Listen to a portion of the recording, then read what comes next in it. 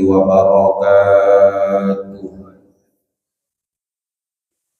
الحمد لله الذي أنعم على المسلمين بنعمة الإسلام، أحمده سبحانه يدعو إلى دار السلام. أشهد أن لا إله إلا الله وحده لا شريك له ذو الجلال والإكرام.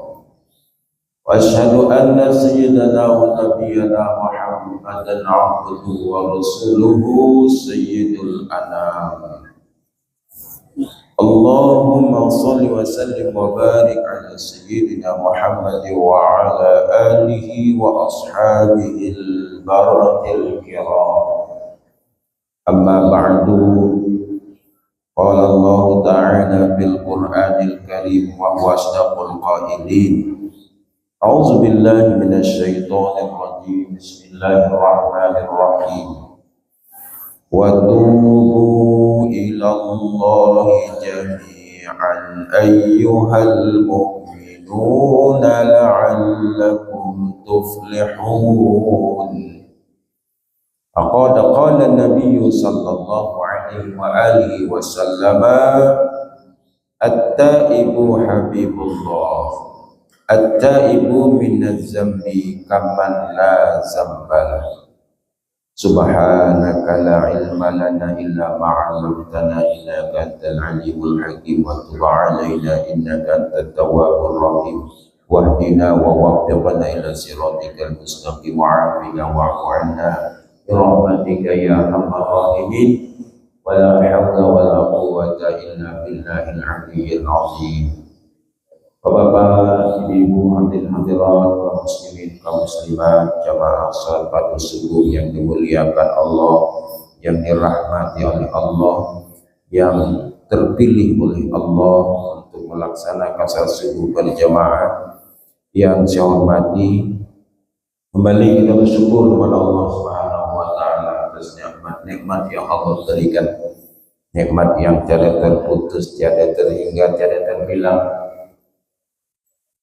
Maka kita sebagai hamba Allah ini patut kita mengagungkan, menta'zimkan Allah dengan mengucapkan kalimat tahmid, alhamdulillahirabbil alamin. Kemudian kita bersolawat dan salam lagi kepada Nabi kita Muhammad sallallahu alaihi wasallam. Allahumma shalli wa sallim wa barik ala sayyidina Muhammad wa ala alihi wa sahbihi ajma'in. Mudah-mudahan nanti di yaumil qiyamah kita mendapat syafaat Rasulullah sallallahu alaihi wasallam. Pada ibu yang saya hormati, kita mengulang kaji kembali yang telah kita pelajari. Ada namanya maksiat zahir, ada maksiat batin. Nah, sekarang kita masuk dalam kitab ini Al-Babul Khamisu fi Ta'atil Batinah. Al-Babul Khamisu artinya bab yang kelima, fi Ta'atil Batinah, taat batin. Kalau yang selama ini maksiat batin, maksiat zahir, sekarang taat batin. Jadi ada ketaatan kita itu hanya di dalam diri kita, Allah yang tahu dan kita juga yang tahu. Sesuatu yang batin ini biasanya Allah tidak memberitahu kepada malaikat. Ini penilaian Allah langsung. Malaikat yang mencatat amal baik, amal buruk itu apabila sudah ada action, ada gerak, ada ucapan, dia catat. Tapi kalau tersembunyi masih dalam hati, itu hanya Allah yang tahu. Jadi malaikat pun tidak tahu. Jadi memang keputusan akhir nanti di akhirat itu, walaupun malaikat sudah mengajukan ini orang ya Allah pantas masuk surga karena malaikat begini-begini, putusan akhir iya kata Allah, engkau cuma mencatat yang zahirnya saja, tapi aku tahu apa isi batinnya. Maka orang mencampakkan ke neraka Allah, karena Allah lebih tahu apa yang ada di dalam hati. Nah, jadi batin kita inilah yang diperbaiki. Yang hati kita selalu dirampas oleh setan dan dirampas oleh malaikat. Kadang-kadang seorang itu baik, kadang-kadang ia jahat. Kenapa? Sebab karena memang Allah ciptakan manusia itu ada potensi baik, potensi jahat sudah ada. Wa nafsi wa ma sawwaha fa alhamaha fujuraha wa taqwaha. Qad aflaha man zakkaha wa qad khaba man dassaha. Wa nafsi wa ma sawwaha. Demi jiwa yang Allah ciptakan kesempurnaan manusia tadi, fa'alhamaha fujuraha, Allah mengilhamkan sifat fujur dan sifat takwa. Sifat fujur itu kan sifat jahat, sifat takwa. Jadi keduanya Allah titipkan pada manusia. Maka nanti setelah dia dewasa, manusia tadi mana yang lebih dominan dirinya? Apakah sifat fujurnya yang lebih dominan yang muncul atau sifat takwanya? Kalau malaikat memang Allah ciptakan hanya kebaikan saja, takwanya saja. Kalau hewan, tak binatang ternak itu hanya nafsu saja. Jadi kalau malaikat itu dia taat pada Allah, tidaklah begitu istimewa. Kenapa? Memang diciptakan takwa saja. Nah, kalau binatang ternak dia hanya tahunya di muka bumi ini tidak ada malunya dia. Malah kerbau tidak ada malunya. Kambing, sapi, kalau masuk ke kebun orang bukan dia nanya ini halal nggak rumputku makan. Tidak ada nanya, dihantamnya. Ujung ibu orang ke apa orang dihantam aja. Nah kalau ada manusia yang model begitu, gimana? Masuk ke kebun orang hantam aja. Lebih parah lagi.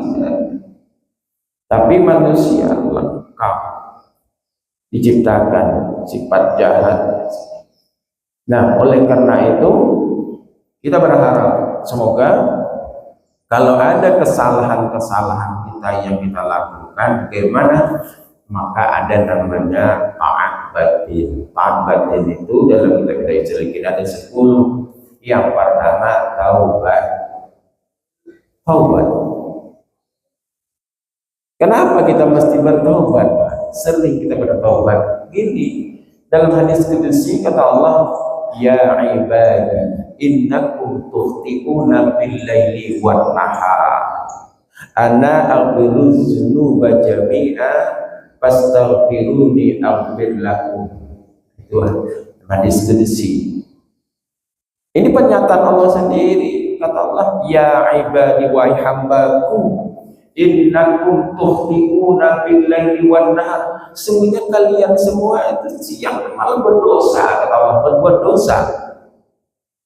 Siapa di sini yang berani mengatakan aku tak pernah buat dosa? Allah sudah nyatakan setiap hari kau berdosa siang dan malam, kata Allah. Ada saja. Kenapa? Kadang dari mata dosa tadi. Tarik ke samping ke telinga ini bisa berdosa. Tarik lagi ke tengah ke mulut turun lagi ke bawah tangan, di tangan ini bisa berdosa. Turun lagi ke perut. Nah di dalam perut, ngisi perut apa yang diisi? Turun di bawah perut, ada namanya kemaluan. Kemaluan bisa berbuat dosa. Turun ke bawah lagi, ada namanya kaki. Inilah namanya 7 anggota tubuh yang seharusnya nikmat diberikan oleh Allah, kadang-kadang jadi laknat karena salah melaksanakannya. Kita berjalan saja dari Perit 9 itu ke sini ke Honda. Jangan-jangan waktu kita tadi bawa Honda, nengok yang berjalan dengan celana pendek perempuan beraton, lah kena lah mata kita. Amen. Dipandang katanya berdosa, tak dipandang besok tak ketemu lagi, kata ustaz yang lain gitu. Jadi gimana? Jadi mata kita dosa. Telinga juga kadang dengar ngopi apa itu berubahnya meribah orang ini. Kita memadahkan, aku kadang meribah, kadang cuma kau mendengar di situ. Bahwa yang mendengar itu sebenarnya sama dengan bicara, karena aku dengar di situ. Oh, telinga belum mulut lagi, ada lidah, ada dimasukkan. Jadi setiap hari itu benar pernyataan Allah tadi. Maka apa kata Allah? Aku ampuni dosamu semuanya. Ana aghfiru dzunuba jami'a. Aku ampuni dosamu semuanya. Syaratnya fastaghfiru, minta ampun kepadaku. Aghfir lakum. Aku ampuni. Jadi bertobat tadi itu istighfar memang setiap hari. Tidak ada jalan tidak. Dan Nabi Muhammad aja setiap malam istighfar kepada Allah. Ada yang mengatakan sab'ina marrah, ada yang mengatakan mi'atis marrah, ada yang mengatakan 100, ada yang mengatakan 70. Maunya kita ini banyak lagi di istighfar Allah. Allah senantiasa menunggu engkau datang kepadaku, kata Allah, dengan berlinangan air mata, minta ampun, dan aku senyum menunggu engkau. Dan dalam ada hadis yang 7 golongan manusia yang langsung Allah nanti berikan perlindungan di yaumil kiamat. Sab'atun yauma la zilla illa zillu. Ada 7 golongan yang Allah berikan perlindungan langsung di yaumil kiamat. Salah satunya rajulun zakatallahu khaliyan fafadat ainahu.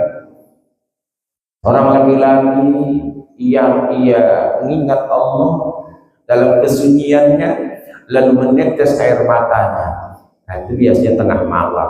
Dia ingat dengan dosa-dosanya, ingat dosa-dosanya, diminta ampun, berlinangan air matanya. Nah, itu berarti dia bertaubat. Apabila hambaku datang kepadaku, kata Allah, dengan sejengkal, aku datangi dia satu hasta. Iza taqarraba ilayya sibran taqarrabtu zira'an. Iza taqarraba ilayya zira'an taqarrabtu minhu ba'an. Wa in atani yamsi ataituhu harwalatan. Jika hambaku mendekat pada Allah, sibran itu sejengkal, aku mendekati satu hasta. Nah, berarti Allah lebih dekat. Bila hambaku mendatangi satu hasta, aku mendatangi satu depan. In atani yamsi, jika ia mendatangi berjalan kaki, kata Allah, ataituhu harwalatan, aku berlari mendekatinya. Begitulah sayangnya Allah kepada hamba-Nya ini. Gitu, Allah itu wallahu ghafurur rahim. Dia adalah yang Maha Pengampun dan Maha Penyayang, mudah mengampuni orang. Makanya kita perlu bertaubat tadi. Ayat yang saya baca tadi sebagai rujukan kita, surah An-Nur ayat 31, wa tubu ilallahi jami'an ayyuhal mu'minuna la'allakum tuflihun. Wa tubu ilallahi jami'an, bertaubatlah kepada Allah semuanya, ayyuhal mu'minun, hai orang-orang yang beriman, la'allakum tuflihun, supaya kalian mendapatkan keberuntungan. Jadi perintah di semua kepada kita dipanggil Allah, taubatlah pada kalian semuanya. Makanya kalau bertaubat semuanya, ada kalian istighosah di lapangan, waktu kita istighosah minta ampun kepada Allah semuanya kita. Jadi kalau kita minta ampun kepada Allah semuanya, insya Allah bala musibah-musibah yang akan diturunkan Allah di negeri itu, Allah bisa tahan. Allah penting dulu karena hamba-hambanya banyak beristighfar, minta ampun kepada Allah. Nah, itu untungnya kan dalam Al-Quran itu, bahwa Allah tidak akan menazab suatu negeri apabila di sana masih ada Muhammad. Kalau Nabi Muhammad tidak ada lagi, adanya di situ orang-orang beristighfar.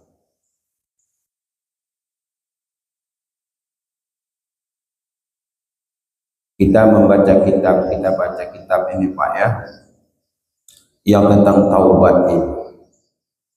Ketahuilah olehmu wahai saudara-saudaraku yang mencari negeri akhirat, bahwa taat batin itu yaitu segala perangai yang baik dan sifat yang terpuji, yang berbeda dengan maksiat batin yaitu semua sifat yang tercela dan sifat yang tercela seperti yang telah kita bicarakan.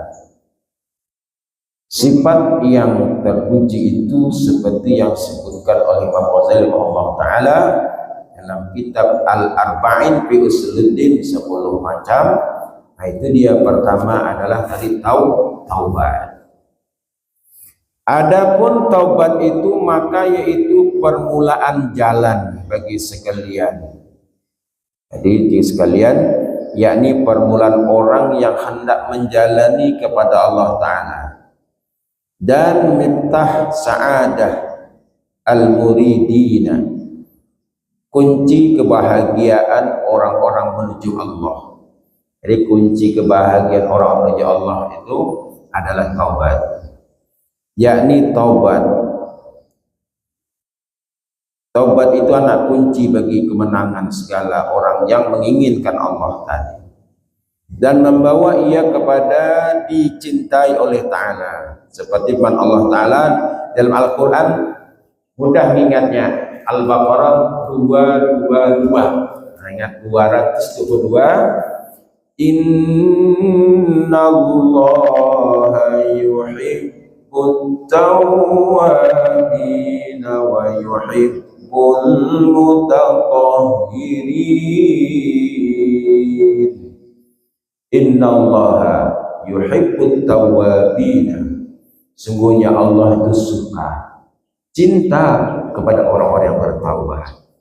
Wa yuhibbul mutatahhirin, Allah itu cinta kepada orang-orang yang mensucikan dirinya, bersuci. Allah suka. Tapi Allah tidak suka kalau kita menganggap diri kita suci. Allah tidak suka. Fala tuzakku anfusakum wa a'lamu biman ittaqa. Fala tuzakku anfusakum wa a'lamu biman ittaqa. Jangan kamu menganggap dirimu suci, kata Allah. Karena Allah lebih tahu siapa yang takwa di antara kamu. Jadi orang yang takwa itulah yang agak-agak suci. Tapi untuk berusaha menjadi suci diperintah, ya kan? Ini beda. Belagak suci dilarang. Dan sabda Nabi SAW, at-taibu habibullah. Jadi orang yang bertobat itu kasih Allah. At-taibu minaz zambi kaman la zambalah. Orang bertaubat dari dosa seakan-akan ia ada dosa lagi. Ini persoalannya nanti ada dibagi lagi nih, dosa kepada Allah, dosa kepada hamba-hamba Allah. Memang agak mudah kalau dosa-dosa ini hanya kepada Allah.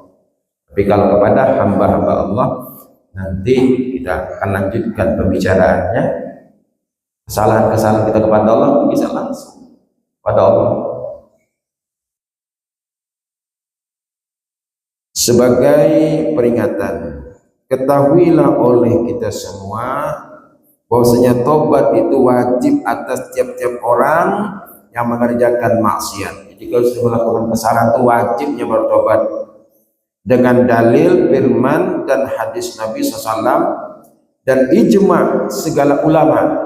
Ini seperti firman Allah tadi, wa tubu ilallahi jami'an ayyuhal mu'minun la'allakum tuflihun, An-Nur 31. Dan syarat taubat itu 3 macam. Dalam kitab ini dikarangnya syarat-syarat taubat itu 3 perkara. Mudah ditambah 3 macam. Pertama, bahwa ia meninggalkan maksiat. Jadi apa yang pernah ia lakukan, ia tidak akan mengulangi lagi sebenarnya. Maksiat tinggalkan. Apa kemaksiatannya? Kemaksiatannya selama ini selalu tidak melaksanakan sholat, tidak melaksanakan puasa, tak mau berzakat di sana. Nah, itu dia tak mau lagi mengulangi itu. Yang kedua, bahwasanya menyesal atas perbuatan itu. Ada penyesalan. Apa aku dulu nih tidak melaksanakan perintah-perintah Allah ini. Ada saya lihat, saya nonton di TV, dia mengatakan, aku baru menghadap Allah sudah umur 40 tahun, sebelumnya aku tidak tahu dengan sholat. Kalau 40 tahun baru mulai sholat, berapa sudah lamanya kena wajib sholat? Sebenarnya balik. Umur berapa balik? 15. Umur 40 baru dia sholat. 15 ke 40 berapa Pak? 25 tahun ya. 25 tahun tak tahu dengan Allah. Sekarang baru katanya dia tahu dengan Allah. Ada penyesalan. Kenapa tidak dari dulu? Yang ketiga bahwa bercita-cita ia bahwa tidak kembali lagi maksiat itu selamanya. Tak akan kembali lagi ke maksiat itu. Biasanya kalaupun perlu boleh pindah bila. Kalau misalnya kita berbuat maksiat karena sering ketemu dengan kawan, berbuat maksiat lagi, berbuat maksiat lagi. Kapan dulu pindah? Ayah bapaknya, aku tidak bisa bertobat kalau banyak tinggal tetap di sini. Kenapa? Nanti kawan ngajak terus, harus pindah. Mudah mau bertobat, kata kawan, tobat kau sudah ya. Nah, ini ikut lagi balik. Tidak akan mengulangi. Jadi 3 syaratnya. Pertama adanya tadi meninggalkan maksiat. Yang kedua ada penyesalan. Yang ketiga cita-cita tidak akan kembali lagi.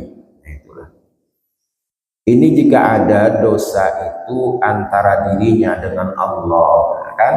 Jadi kalau kepada Allah 3 inilah syaratnya.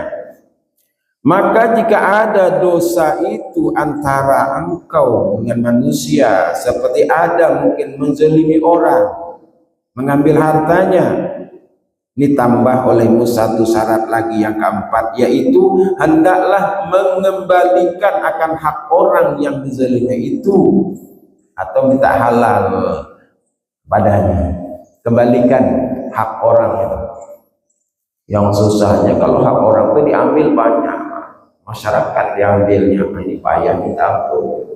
Pasal lewat TV dia, saudara-saudara bangsa Indonesia, aku telah makan harta kalian semua, harta rakyat, aku korupsi segini, kalian menghalalkankah? Kira-kira menghalalkan tak? Oh, rupanya kau yang motong-motong duit kami dia, sehingga kami kesusahan. Maka rakyat banyak. Itu yang berat. Kalau ada kaitan dengan manusia, mestinya mengembalikan. Berapa yang kau ambil? 1 miliar misalnya. Kembalikan 1 miliar, wahai negara. Kembalikan negara, aku telah mengambilnya, bukan uang rakyat. Enggak tak kembalikan. Banyak tuntutan. Inilah nanti di akhirat nanti yang dilihat oleh Nabi pada waktu Mi'raj itu di dalam neraka, yang perutnya membesar kayak rumah di sana. Nanti diledakkan, pecah perut itu. Nah, sehingga Nabi menanya, Jibril, man haulai, siapa mereka ini? Itulah dia pemakan uang rakyat, makan riba masuk di situ. Dan nampak oleh Rasulullah. Mesti mengembalikan hak orang yang dizaliminya itu, atau meminta halalkan. Kalau yang 1 orang saja kita zalimi, kita datang ke rumahnya berunding, mungkinlah. Aku dulu pernah menipu kau 100 juta, sekarang minta halal padamu, bagaimana? Kalau seorang aja nih, maka kata orang misal, iyalah, halalkan kau, mendapat balikan separuh, ya berunding kan apa? Balikan 50 juta, bila kali 50 katanya. Itu berunding enak kalau 1 orang saja. Ini kalau ramai ini payah, Pak. Kan ada Bapak, kita dengar kisah itu kan. Kisah di Makkah itu. Kalau nggak salah kisahnya Ibrahim bin Adham. Ibrahim bin Adham yang terkenal doanya makbul. Yang pertamanya dia orang yang anak bangsawan. Setelah itu dia tinggalkan istana, dia menjadi zuhud dia kan. Mulai dari daerah dia berangkat ke Mekah jalan kaki, sampai di Mekah dia beli kurma, Ada kan misalnya dia beli kurma di dekat Makkah itu, beli kurma, di kurma 1 kilo, kemudian diambilnya pula sebiji, tidak termasuk timbangan yang sebiji itu dimakannya. Nah sama juga umpamanya kalau kita beli rambutan kan, timbang 1 kilo, ambil 1 dimakan, tak minta izin dengan yang punya, kena kena, atau duku kan, atau langsat. Jadi kalau mau makan minta izin dengan yang punya tuannya. Gimana kalau kau rasa sejak ambillah, halalkan, tidak apa-apa. Tapi kalau tidak dihalalkan ya, dibeli kurma 1 kilo, ibeleh oleh Ibrahim Adha. Kemudian setelah itu dia berangkat ziarah ke Palestina, Masjid Al-Aqsa, berangkat. Maka berbulan-bulan sampai di Masjid Al-Aqsa, salat di dalam masjid, sedang salat sujud, berbisik-bisik malaikat di atas dengar olehnya, karena dia termasuk mungkin aulia Allah ya. Kalau wali-wali Allah itu kan penggantinya Nabi. Kata guru sekumpul bahwa pengganti Nabi itu ialah aulia, yang wali-wali Allah itu penggantinya. Sedang sholat, berbincang malaikat di atas. Kata malaikat yang satu bilang dengan malaikat yang satunya, kawan, ini nih yang sedang sholat ini doa diterima Allah semua, ini orang soleh. Kata malaikat yang satu, tidak lagi, dulu iya, sekarang tidak lagi. Kenapa? Kata malaikat yang satu, dia makan yang tak halal, makan kurma orang tak halal, sehingga keluaran keringat dinginnya terperanjat Ibrahim bin Adham, kapan aku memakan kurma orang yang tak halal. Dia ingat, baru dia ingat waktu dia beli kurma itu makan sebiji yang tidak minta permisi. Sebiji kan Pak, kalau banyak gimana? Selama ini doanya dia makbul, kalau gara-gara masuk 1 biji itu yang tak halal, doa ditolak oleh Allah. Setelah dia ingat, dia kembali ke Mekah. Maka lama, sampai di Mekah kan berbulan-bulan. Dia cari orang yang jual kurma itu minta halalkan, tapi dia cari-cari, tidak ada lagi orang tua tersebut. Yang ada anak muda berjualan di situ. Dia dekati anak muda, yang tua jualan sini mana orangnya? Itu ayah kami yang sudah meninggal. Begini nak, ayahmu kan? Iya. Saya dulu termakan kurma ayah, kau tidak halal, kau ambil sebiji sini. Saya minta ampun, minta maaf, terutama pada ahli warisnya, pada kalian semua. Ya, kalau sebiji apa-apa Pak, kami sebagai warisnya memaafkan. Saya maafkan, cuman kami adik-beradik lebih 11 orang Pak. Maka dijumpai ke 11 orangnya itu, dicari di sudut-sudut Mekah, jumpai, itu masih di dunia mencarinya kan, dicari. Jadi terbayang oleh kita kalau banyak orang yang kita zolimi, bagaimana mengembalikan, minta halalkan. Dan itu yang terjadi dengan Fudail bin Iyad kan. Fudail bin Iyad yang kisahnya seorang perampok besar itu. Tahu kita kisahnya semuanya. Seorang lewat senja di situ, lewat dijaganya, ambilnya hartanya. Tapi satu ketika dia merampok orang ahli sufi, maka kata orang ahli sufi itu, dilalah lagi mau bertobat, natualah umur. Tersentuh hatinya, maka dia bertaubat. Aku hari ini tak merampok lagi. Kemudian mana-mana orang yang pernah hartanya merampok datang, dia akan dikembalikan semua. Wajar menjadi aulia Allah, setelah bertaubat dikembalikan kepada orang yang pernah dia sakiti. Nah gitu. Jadi Ibrahim Adham lepas sudah dia, karena dia cari orang yang ahli warisnya. Maka kita lanjutkan, hendaklah mengembalikan akan hak orang yang dizaliminya itu atau minta halalkan. Maka jika tidak ada yang mempunyai harta, dia mau mengembalikan tapi harta tidak punya. Dulu pernah mungkin menzalimi orang, mengambil TV-nya misalnya, TV yang satu depa pula panjangnya dong, mahal. Ada sekarang TV itu pembagian di SD itu mahal, besar. Misalnya seperti itu, Atau ghaib, orangnya itu hilang, yang dicari-cari tidak dapat, tidak ketahui di mana tempatnya orang yang pernah kuzalimi itu, tidak ada lagi, atau telah meninggal dunia, maka hendaklah engkau kembalikan kepada warisnya. Datang kembalikan kepada warisnya, panggil warisnya, senanglah warisnya.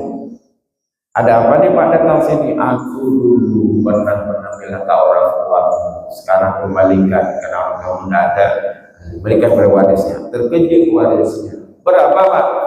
1 miliar. Senanglah warisnya. Warisnya berlima, dapat 200 juta satu orang. Maka jika tiada warisnya pun tak ada nih. Maka jika dapat engkau, warisnya tidak ada nih, maka jika dapat engkau sedekahkan kepada fuqara, sedekahkan kepada fuqara, maka perbuatlah olehmu akan demikian itu. Kalau misalnya mau balikan tidak ada juga, orang tak ketemu di mana orangnya, bagusnya katanya disedekahkan pada para fuqara, orang-orang yang tak mampu. Itu caranya. Maka jika tiada kuasa, kalau tidak kuasa, tidak mampu, engkau akan demikian itu seperti ketidakadaan bagimu harta tidak ada.